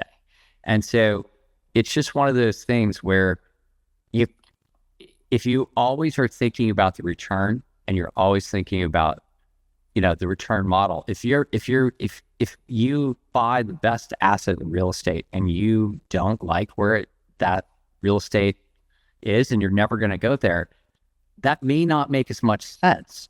So then the question is, what happens on that land? So people are like, okay, where should I put data center assets? There's great data center assets that you can, invest in and deploy capital in Europe. Remarkable. However, you have to love being there, and you have to love the people, and you have to love the food. And for people like me, that was easy. And for Facebook and for Google, they agreed. And so there's a lot of great data center investments in Norway and Sweden, because there's a lot of great access to the right energy portfolio. And that's, Denmark has been working on that, since the 60s and done a remarkable job. So it really comes down to, I believe, diversity and longevity. And if you take a diversity and longevity perspective, land is a remarkable asset, and maybe, fine art and, valuable jewels fit into your strategy, but it has to be a personal strategy. I think that's what I'm really trying to say. And I think what's very hard for people is we are naturally aligned with our own bias, and that's confirmation bias. And Daniel Kahneman, who we all love, he just passed away. Yes. Remarkable men in history.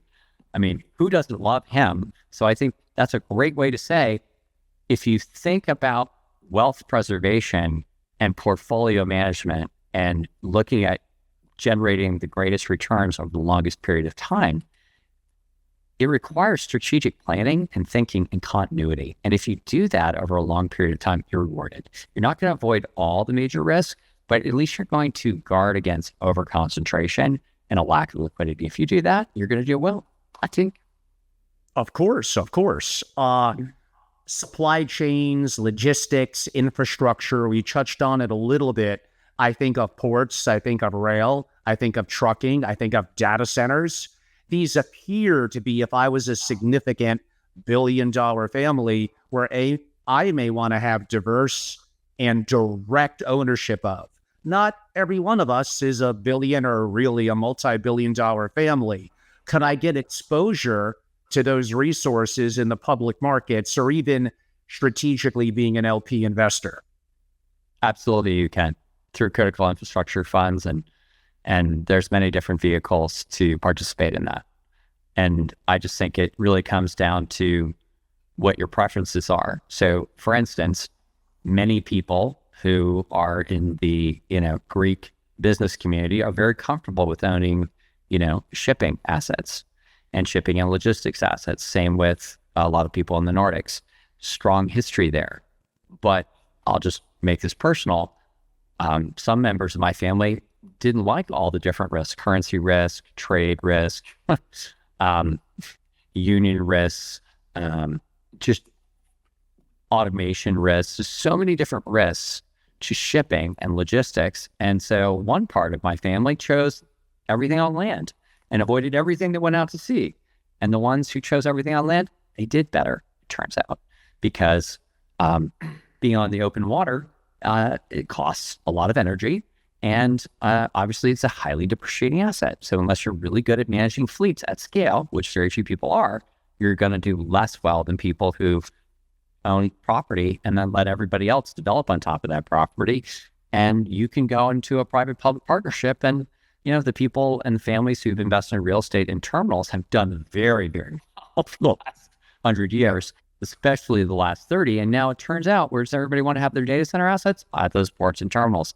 So it just turns out that if you look at from I wouldn't say one asset class and one segment in an asset class, I would look at what are the adjacencies. And so it just turns out everything around ports and airports is where world trade is. That's generally very safe. It's generally, there's a state who's going to make sure that everyone behaves correctly. And in California, California real estate was pretty good. And if you invested in real estate near the ports and airports around California, the major ones probably done very well. And I think over a 100-year period, if you look at where are those places around the world today, in the FT earlier today, great example, young man from Bangladesh, rock star entrepreneur, learned, hacked, remarkable.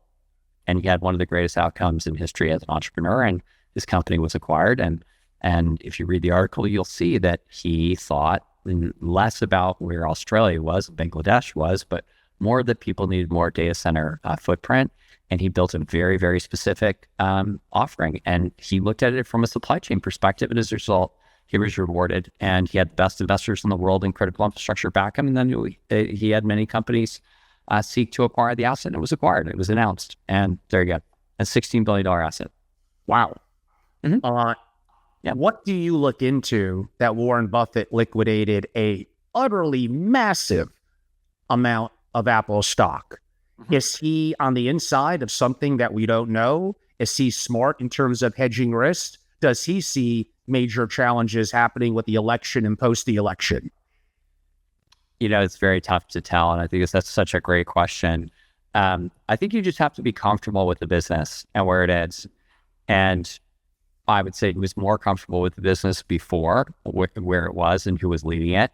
And now you see that there's going to be a lot of geopolitical risks associated with Apple, because Apple's market has been very concentrated in two of the most remarkable economies in history, China and the United States. And I think as the risks around those supply chains continue, as the Taiwanese question of where Foxconn and Quanta, who are the two major partners to building out all the Apple products, if you just look at it from a pure supply chain perspective, that concentration risk is acute.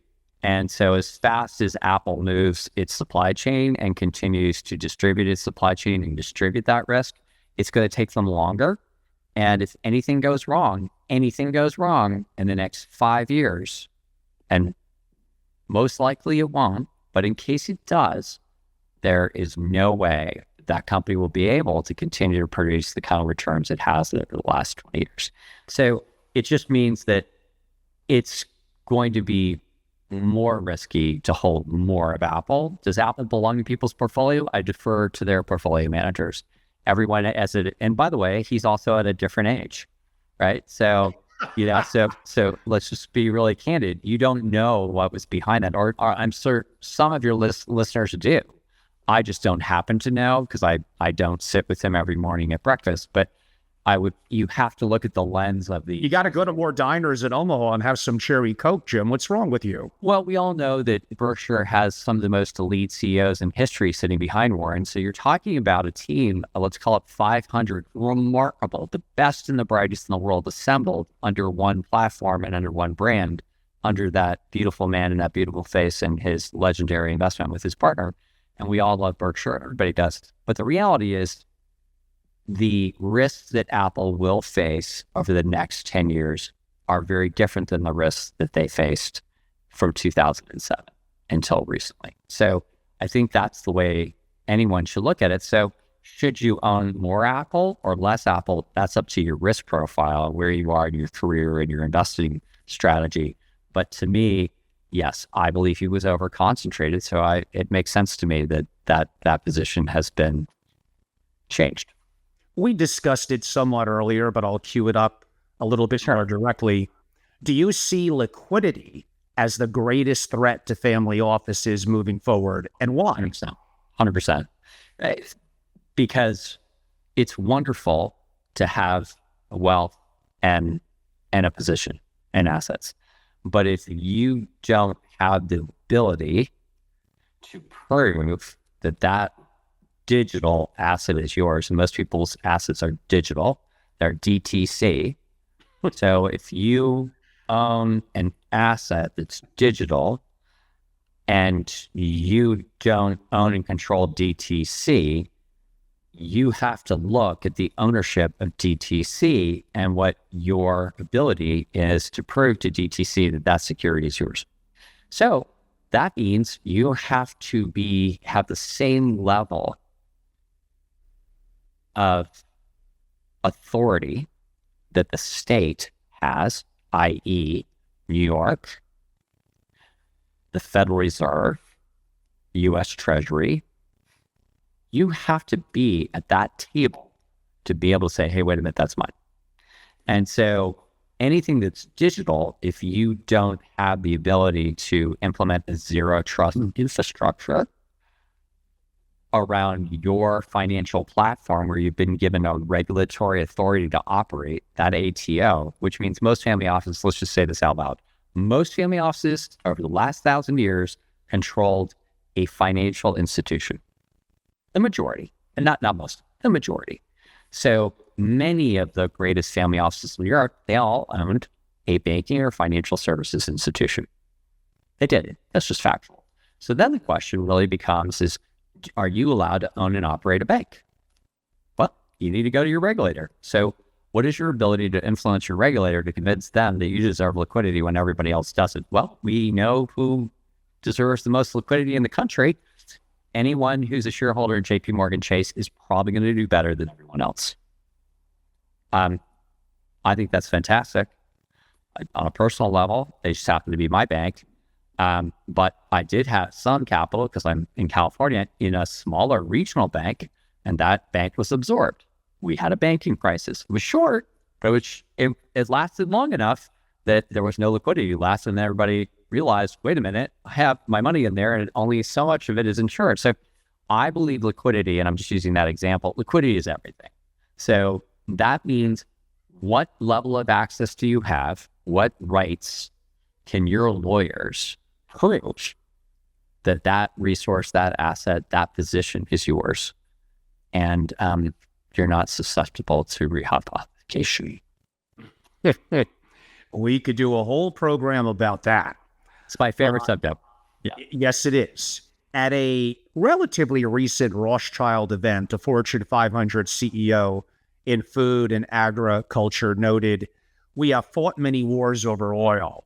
We will fight bigger wars over food and water." He linked this to the government intervention, protectionism, and commodity surpluses. Is he right or potentially right about how negatively this could play out?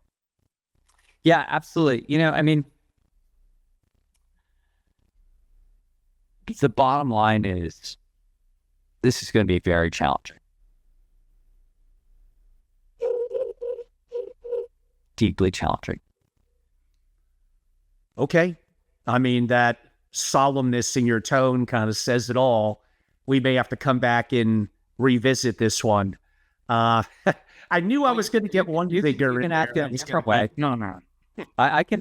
You can ask it a different way, and I'll be very, very, I'll speak for you. Why don't I put it in this way, which may have a little more of a positive connotation to some degree? If I'm an ultra wealthy person or family office, should I be investing in water rights and farmland? Absolutely. Yeah, the reason why I was very solemn in the beginning is your ability to own and control land is predicated on your ability for the state and the federal government to afford you the ability to continue to own that land.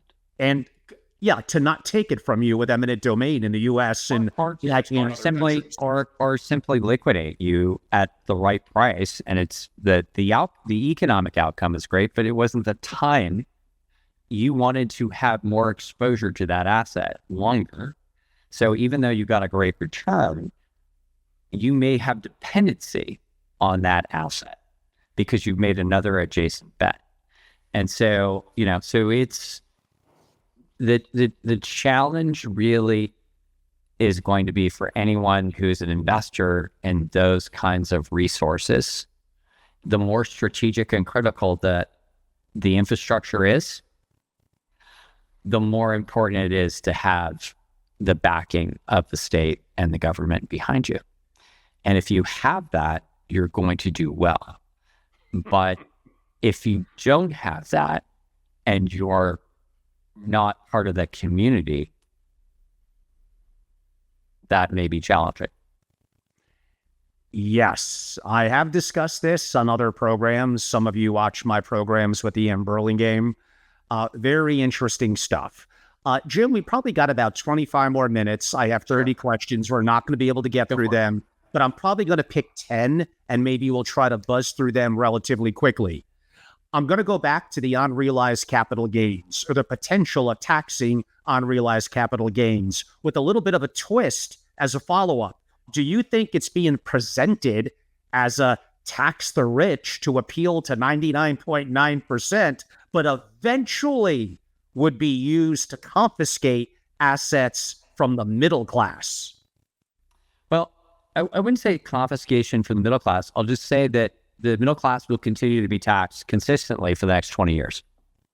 So a great way to look at this is if I continue to reside in California, what will the franchise tax board continue to charge me? And I think it's fair to say, I don't think anyone really knows, but it's very clear if you just use any economic data and you put that into any model, you're going to end up losing after taxes, probably per year, much greater than the current numbers that they're projecting by probably 250 to 350 basis points. So I now know that based on where California is and their approach to their budget and how they're structuring their economic taxation strategies, since they're taxing everything, I expect them to continue to tax everything else they haven't taxed before. So I believe that they will fall in love with dynamic pricing because of AI. So I believe that what it costs to move on anything that had any energy component put into it, electrified or non-electrified, it's going to be taxed differently, which means that is going to take more money from my wallet, which means I'm going to have less money to put back into the economy, which means I'm going to become more dependent on the Californian government, that's where they're going. So if you're middle class or upper middle class, that just means your wealth will be confiscated. They just won't say it that way, but the franchise tax board's job is to do its job, and they're doing a great job. And they're and they continue to grow and expand. And I would say they're in a growth mode. I would say their growth mode is, I think it's their growth is very predictable, and you can see which way it's going. Yeah. Jim, will the implementation of tariffs on Chinese and other foreign goods cause inflation? Absolutely. Okay. Yeah. Again, we are going round robin, so that's a round robin quick answer. A little bit of a nefarious one. The price of home insurance is increasing at an alarming rate. I'm feeling it. Could this eventually cause the average American to have to sell their homes because they can't afford the insurance? And the nefarious part, is this part of a master plan? After all, private equity is one of the largest homeowners. Yeah, I wouldn't say it's a master plan. I would say it's just great strategy, policy, and, economic mastery. Many of my friends who happen to be in real estate, they understand the opportunity and the growth and the margins by investing in the rental market. And so they're looking at it from a very complex asset class level, and they're investing, I believe investing in that market is very complicated, and you have to have extraordinary data and extraordinary teams.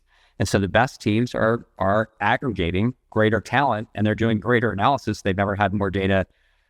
Every year we get better data, we get better quality data, and that data allows you to make extremely accurate, relatively less risky decisions than you were afforded even 5 to 10 years ago. And so those investment teams are, I think they're producing extraordinary returns for their shareholders. And so, so that is not so much a master plan. It's just great planning on their part to go and run that model and continue to generate the returns they're making. And I think people should assume more of that.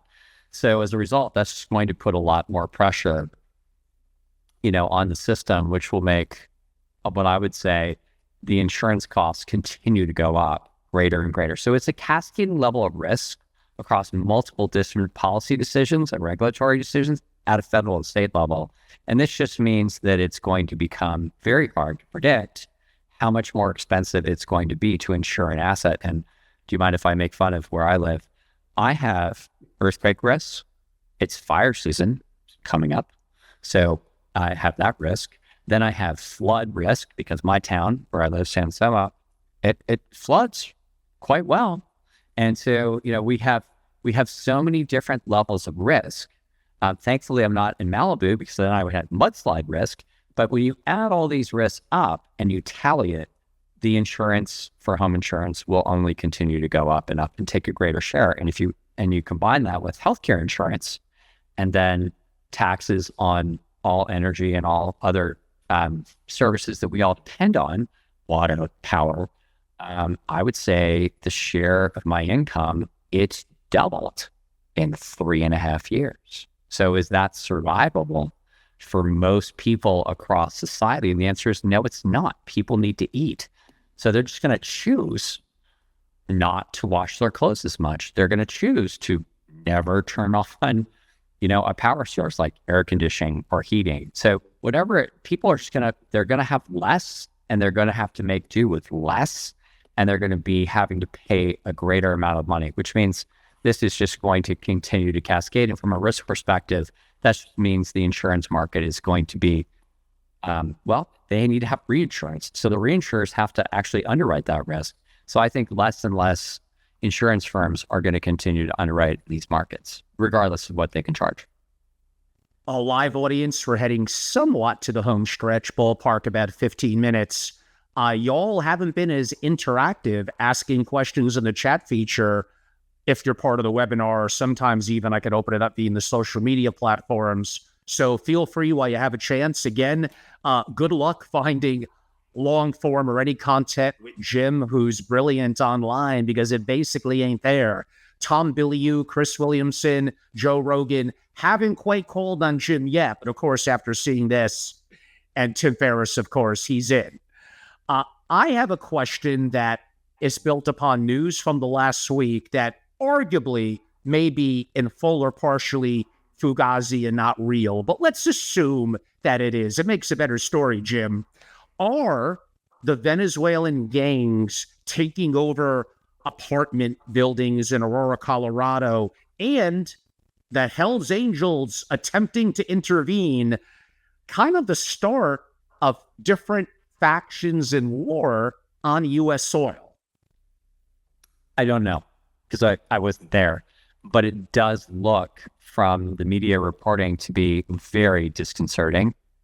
And I'm thankful I do not live in that town. But is that going to continue to happen? It looks like it's happening more frequently. The data suggests that. So from a data-driven perspective, it looks very disconcerting because it's part of an alarming, you could draw many patterns, and who you want to attribute it to, that's different. But the reality is this is a problem. And if criminal organizations believe that they can do what they're doing, they're just going to continue until that changes. And New York went through this in the 70s, and I happened to be young when I was there, but I remember it very, very clearly. And I was talking about the subject with a friend of mine from Miami, and we both were joking, there's no way that would happen in Miami. It would be dealt with within an hour. And so the question is how large scale can that happen? So obviously you should assume that that can happen anywhere, which should upset many people.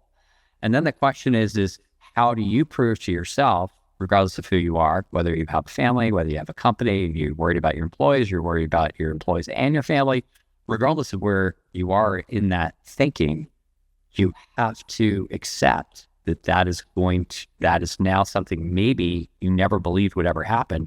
It's now happening. So you can't deny, is grave? Oh, it's only going to happen in that state. It's only going to happen in that region. No, you should assume that will continue to happen until it's dealt with appropriately. No, you kind of hinted at it. Colorado is certainly more of a blue state. To me, the answer, why the hell aren't the police, SWAT, and very simply the National Guard going in there? And let me be a little careful with my choice of words. Why don't we go with taking care of business? Yeah, I don't know. What I would say is all blue states have the opportunity to be the most secure places in the world if they want to.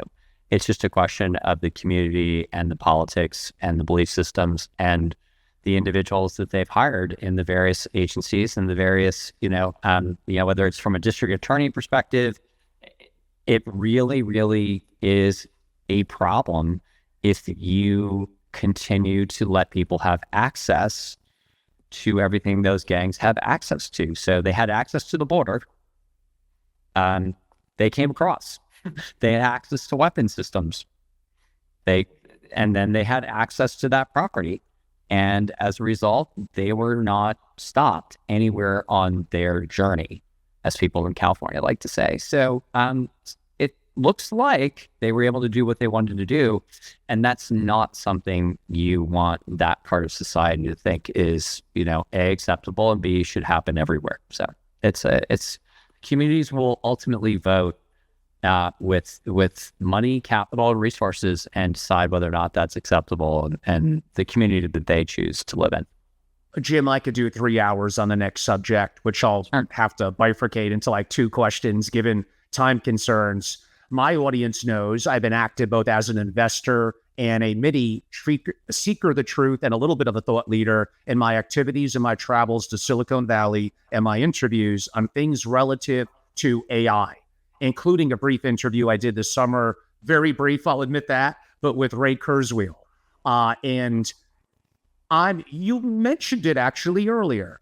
We have, if the growth is occurring, doubling 1 point every 08 years, in theory, if that keeps up, in theory, that's 1,000x more compute power in 10 years. We are going from LLMs to better LLMs to better and better LLMs to AI agents to inevitably something pretty close to AGI, then AGI. And you used the word that I wrote about this summer that apparently the family office world is not ready to hear yet, but I was the first in super intelligence. I think if you track the compute power, energy may be an issue, and who knows, Taiwan gets invaded, wars happen. There are things that could go wrong. I think we'll probably hit AGI between 2029 and 31, and within 2 to 10 years after that, we'll have some level of super intelligence. Wow, that is going to change everything. Think about jobs, think about military, think about drones, think about space wars, think about the economy, think about solving fusion energy. I could go utopia, but I don't know. It may initially be a little bit of that, but this could get very, very weird. Very weird. I'm only giving you 2 or 3 minutes on a very complex question, and maybe my members will get more context from you in a private session that we'll do. But if you could share your opinion on my comment, that'd be appreciated. I think it will happen much faster than everybody realizes. I don't pretend to know. I can only say that if you just look at the data center industry and everything around the supply chain around data centers, energy, power, grid, access, and it's a megawatt game. I'm just going to bring up a comment that, I don't think is brought up long enough. Superintelligence requires the Tennessee Valley Authority. We all know what the Tennessee Valley Authority was really fantastic at. So you're talking about a national strategy. And what people may not be aware of is nation states are deciding sovereignty is going to be determined by whose superintelligence is more intelligent than the other nation. And they don't have safeguards. So here's a great reason for having some, shall we say, part of your wealth and your strategy around returns and family office and preservation and continuity and longevity. Yes, you do want to reside in countries where their commitment to this type of technology is perhaps greater and stronger and more committed than other countries. So Abu Dhabi, fully committed. Dubai, fully committed. The United Arab Emirates understands the stakes. They're all in. And their great energy at the UAE, look at their energy portfolio. It's phenomenal. So to be applauded, and I think it's fantastic and remarkable. And what they decided to say is, we're going to be the most competitive, most dynamic, and we're going to attract the best talent in the world. We're going to invest heavily and ahead and faster than anyone else in history. So we want access to the best technology, the best people, and the best teams. And that is why half the valley is in the UAE and KSA on a pretty regular basis, regardless of how odd it is. So everyone's there. So that's one. Two, everyone else is also in the Nordics. Oh, wait a minute. Where's all the mineral energy wealth? Oh, it's in the Arctic. Oh, congratulations. Again, same group of people. China's there, Russia's there, the United States is there. So good news. The pure competitors to the United States are all in. The BRICS plus all in. And so anyone who's not all in, and that means if you're a CEO or board and you're not all in, you will face a really stark, grave choice soon, because one of your competitors will be picked by its favorite nation state and be given access to that level of knowledge and intelligence, be able to apply that to their business model and to steward their capital decisions. I would argue what you're seeing in Japan, you're seeing it right now. 7-Eleven, which we refer to 7-Eleven in the United States, is competing with Circle K. Circle K, look at who owns that company. That company's going all in on Japan. It wants to acquire 7-Eleven. They're brilliant. They're very smart. And by the way, Japanese are equally brilliant. And so you're going to see this transition of generative AI to superintelligence impact all retail in countries like Japan, one of the greatest countries in history. And you're going to see it fundamentally change Japan's economy. And it's not going to take 10 years or 15 years or 20 years. It's happening right now. And I think that's what that speed and the ability to adapt, adaptive, flexible, strategic planning, most countries and economies are waiting and watching. In Europe, what have they chosen to do? Regulate. It's regulation. Yeah, It's chosen to regulate. So how well is Europe going to do in this environment? Not as well as it should or could. And by the way, if you have the best engineers, look at all the remarkable engineering talent. So I'm so proud of Europe, but my goodness gracious. Bureaucracy and a whole bunch of other challenges. Jim, again, I do want to be respectful of your time. One more or maybe two super quick questions. Sure. But Jim has a lot more to say about AI, AGI, and superintelligence. We both have strong opinions. We're both connected. And there's other questions like in 3 to 5 years, will financial markets be ruled by AI systems? Why don't I say, and I'm making a commitment for Jim that he didn't commit to, but I think I could get him for my members only in a brief 30-minute digital session in October. We'll have Jim back and go into those things that some things we can't even really say more publicly. And that's why being a member and getting an edge and access like this is going to be very important. Jim, it's unfair to you to give you 2 minutes to answer this question, but besides liquidity, what, and maybe something else we didn't cover, what other big risk will family offices face? I guess AI is going to be one in the coming 3 to 5 years. Governance. And the reason why governance is such an important matter to address is because multi-generational family offices, most family offices are multi-generational. They're going to have completely different approaches to risk, and they may have not seen the levels of risk that many of the more mature, distinguished, and shall I say seasoned family offices and their platforms and teams are. So there are family offices in the United States who have been building some of the most extraordinary platforms ever, just like they are in Europe and in Asia. And those teams have a very strong governance structure around risk and allocation and concentration and liquidity. And those teams have no problem telling you how distinguished they are because they know how much time and energy and resource they put into it. And so that's what I would say in general is governance will be the difference in the next 5 years because many families have very different opinions about risk and allocation and distribution and access to that capital versus preservation on a long-term strategy. And that is a governance challenge. And that is, I think, one of the greatest challenges that almost every family office has to address. Completely agree. Concentration. Yeah. Final question, and a bit of an uncomfortable one. BlackRock, State Street, Vanguard, the big three investment firms, hold significant shareholder rights in many S&P companies, including in important sector industries, military, media, Hollywood, big pharma. I think maybe collectively about 70 trillion. I don't know. Should this concern us?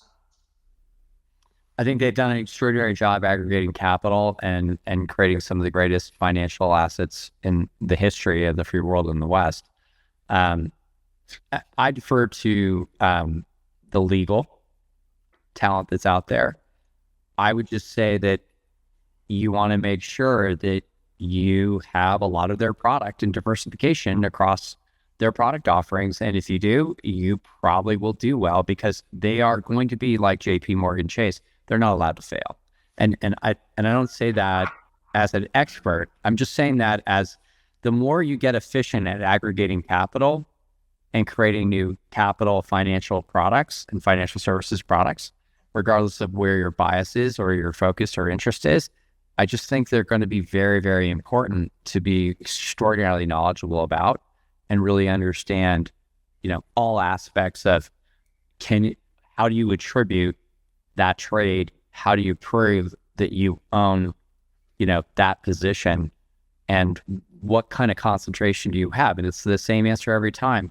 If you only have access to BlackRock product, that's probably not ideal. You want to have a diverse bundle and basket. And I think those are three very, very extraordinary platforms that everyone should leverage. Excellent. And I'm going to give Jim a chance to effectively close and share his contact info if he desires. And please stay tuned for my close, where I do have a request from the audience. I kind of need your help. not necessarily on membership, although that would be very valuable, on certain guests. And I know I have very prominent people, and I'm very fortunate, the few that I have that watch my videos. But stay tuned, that's coming up in 2 minutes. For now, Jim, if you don't mind, closing commentary, and if you desire, ways that people could learn more about you. If they're a family office, an SFO, an MFO, and they want strategic guidance, advice on certain assets or mitigating certain risk, trust me, Jim is the guy. I'm letting you in on one of my inner thought leaders, one of my secrets, probably something I shouldn't do so publicly, but I am. Jim, I'll give it to you to share your info and a bit of a close if you desire. Thank you very much, Angelo. What a privilege to be on with you today. And thank you for everything that you've done to help me think more effectively about risk and risk management. I would say my contact information, please go to Angelo and his community and his membership, and that's definitely where you can reach out.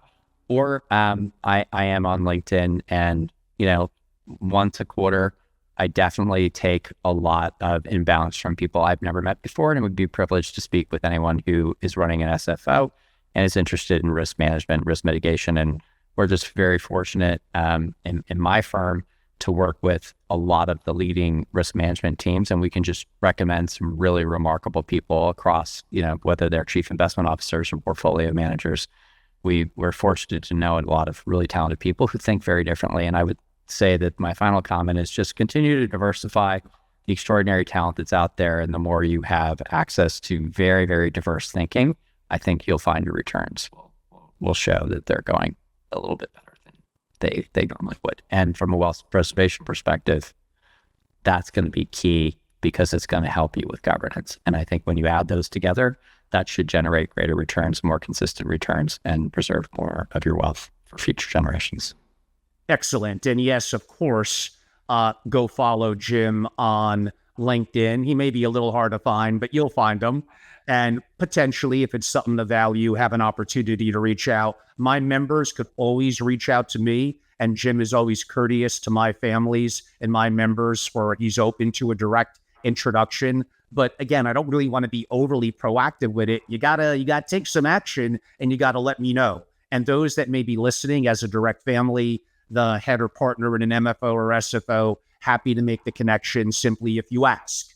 And I do promise more proprietary content and access to Jim and people like Jim, where we do really deep, more concentrated 30-minute dives into one subject and get very open, as well as the next time Jim makes it in New York, would love to host a breakfast for my members, impromptu, and have him kind of as our special guest. I hope you all enjoyed this. I really, really do enjoy. If nothing else, if I had no watchers, no listeners, I learned so much. It's an opportunity for me, being a curious son of a gun, to hopefully ask some interesting questions and have great guests so I could learn more. I suppose an ask I would have for some of you, I'm fortunate to have some billionaires, some SFOs, some regular folk. It's all good. I come from nothing. I'm humble. I've been lucky for any little bit of successes that I've had. There are certain guests I would love to have on. Sometimes they have PR firms. They're going to look at my platform and say, well, he's not Tom Bilyeu. He's not Chris Williamson. He's not Rogan. He doesn't have, or Tucker. I don't have 5, 10, 15, 20 million followers, but I do ask, I hope, interesting questions. I'm very dedicated to what I do, and I have an extremely targeted audience, including people in the Forbes 400 that are relationships of mine that shockingly enjoy getting my content in my interviews. I would love to have Eric Weinstein on. I think he's brilliant. I would love to interview him long form. I just don't have a way to reach him. I think Whitney Webb is also very interesting. So some of you may have access to some people that could be incredible guests. I would love to be introduced, and I promised them I would have an extremely targeted audience and distribution of effectively the most prominent single-family offices in the world. And I am global, and I do travel. I even done some interviews around the world. But other than that, what I said earlier, really join what I'm doing. Be a part of it. Be a founding member. Go to angelorobles.com. It's easy. I'm rather very forward with joining and being a founding member and be a part of it. But if you don't, it's okay. I give some interesting content along the way Follow me on Apple and Spotify, new on Rumble, although very, very new there. And the work, obviously, my more prominent platforms on LinkedIn, on @FamilyOffice on YouTube, and @FamilyOffice TV, also on YouTube. I hope you enjoyed it. I know, again, I'm not always everyone's favorite, but again, my problem with this community is a lack of difficult conversations, sometimes due to ignorance and sometimes due to fear. And I don't want to be that way. If that ends up offending some people and I miss out on some revenues, I guess it is what it is. I don't need 30, 40 to 50 people that actually love me. I need them to respect some of the valuable information and connections and peer-to-peer that they're going to get by being a part of what I do, and not just a glorified event company having sponsor after sponsor speak and having crap in the room. That's not good quality. And that's not what you really want in a true family office organization that dives into sensitive subjects, does so, I hope, with a level of intellectual rigor and no fear, and the opportunity for you to learn and for me to learn along the way as well.